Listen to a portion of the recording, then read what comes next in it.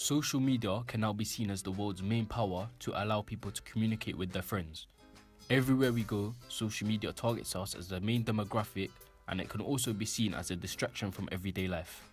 This series will explain the change in use of social media from at least 45 years ago to now, and include opinions from the public toward this change.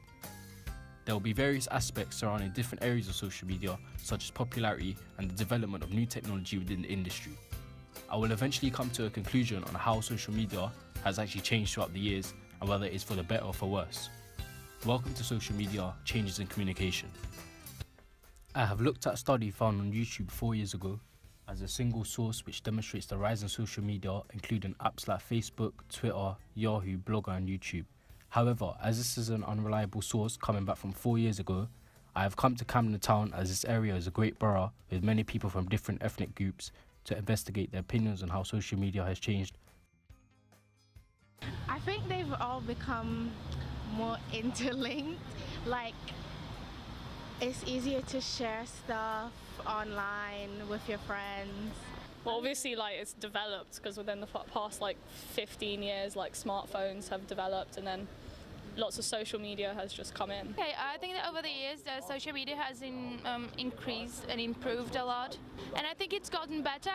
I think it's been helping society and medicine, and in every area of knowledge. I think social media has helped in order to inform people, but also for young kids, teenagers. I don't think it's been too good because of the social pressure. I think it's progressing into lots of different things. I think we've moved from using the text media, and now we're going on to the picture, and I think a lot of the videos coming in as well now.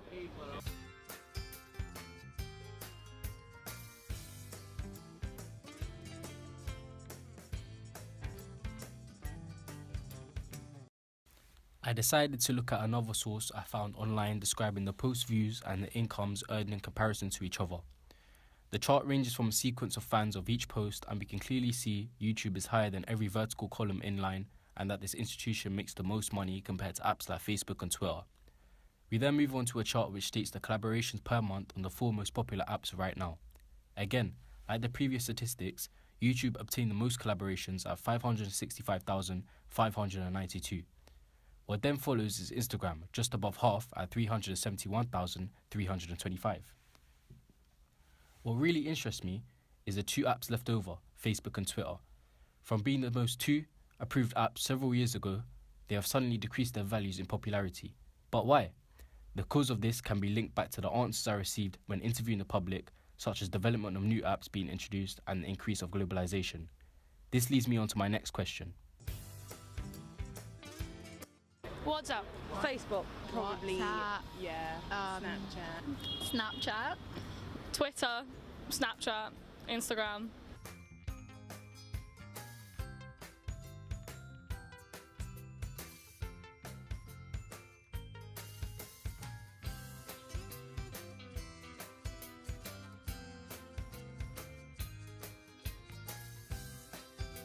Keeps me in touch with friends all over the place I don't usually see everywhere.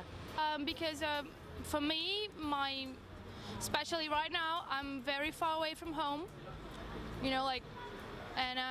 so it's like instant communication. I think it globalizes people. I think it opens doors. I looked further into the first study, and it states how Facebook and Twitter operate and what their main purpose is. This is very efficient because we can easily interpret the difference between how they are used differently, which links back to the whole topic of this documentary, changes in communication. Twitter proves to be useful when considering informing the public on news as well. Twitter has been used to break news stories around the world. From celebrity deaths to the Arab Spring, Twitter helped people get the news faster than the morning rag or the evening news ever could. Probably early teens to Young adults as well. yeah. Everyone, yeah. I think the young and the old, I think they're all getting on it. It's becoming contagious. 10 years old.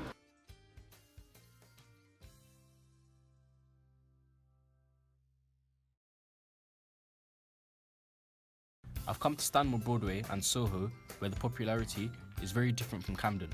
I've come to Stanmore because there are many students around the area, and it would be great to get their interesting views on how social media affects them as students. I've come to Soho because there is a multicultural diversity, so the answers will be very unique.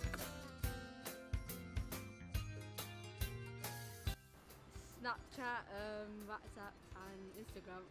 Snapchat, WhatsApp, and Insta. Tinder. eHarmony. Snapchat, Facebook, Twitter. WhatsApp, Snapchat, Twitter, Instagram, Facebook. It's much more easier.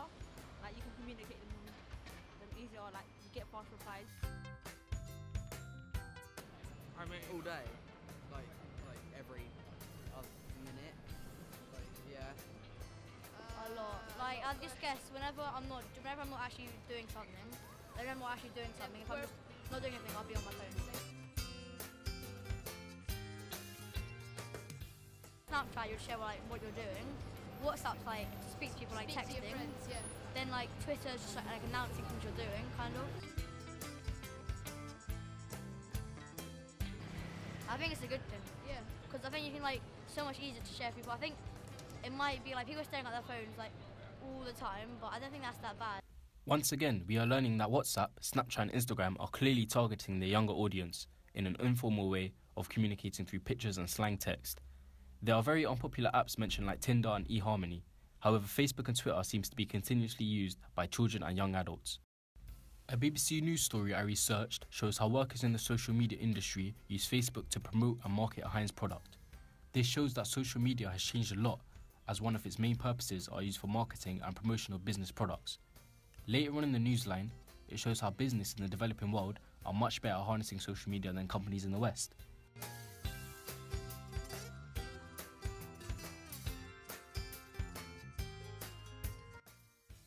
And how their main reason is to infiltrate foreign markets rapidly through apps like LinkedIn and Twitter. Aside the public views on social media, I thought it was better to interview a professional expert on it and how their experience have allowed them to tell us the change in the world's main focus right now. Hi, my name is Manisha Patney and I'm the marketing manager at Stanmore College. I've been here for about a couple of months and really hope to take the college forward.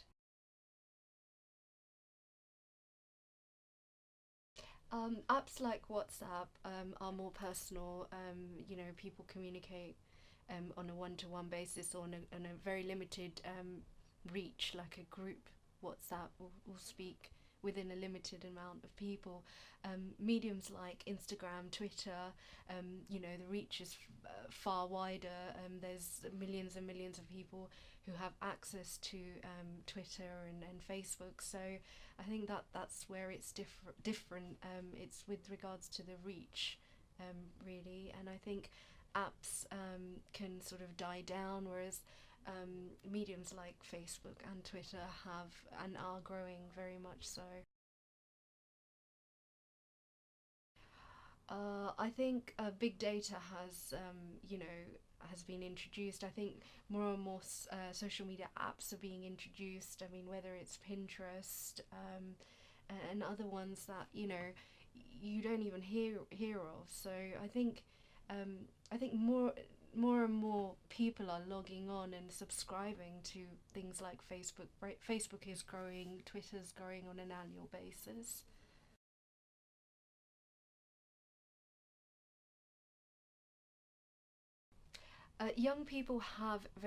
Most young people have phones these days.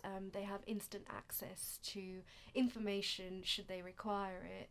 And I think whether it's reviews about products, or services, they want something sort of like a one-stop shop access to information. So they are looking at these mediums all the time: Facebook, Twitter, Instagram, and I think. Because of the campaigns that are taking place, they get influenced a lot. At the end of the day, it's instant access, so they don't want or have time to kind of go into a shop and see, for example, a product. So, yeah, they are influenced by the campaigns that are taking place.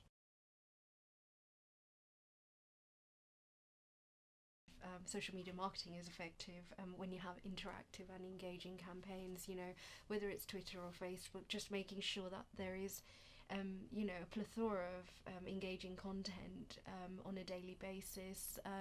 You know, even things like Twitter analytics, making sure that the numbers are on the rise, and that, you know, assessing that people are interacting with you on your medium, and always being very you know, receptive. So if somebody comments on social media, you know, trying to make it quite informal and responding in a positive way really is what makes effective marketing, social media marketing effective.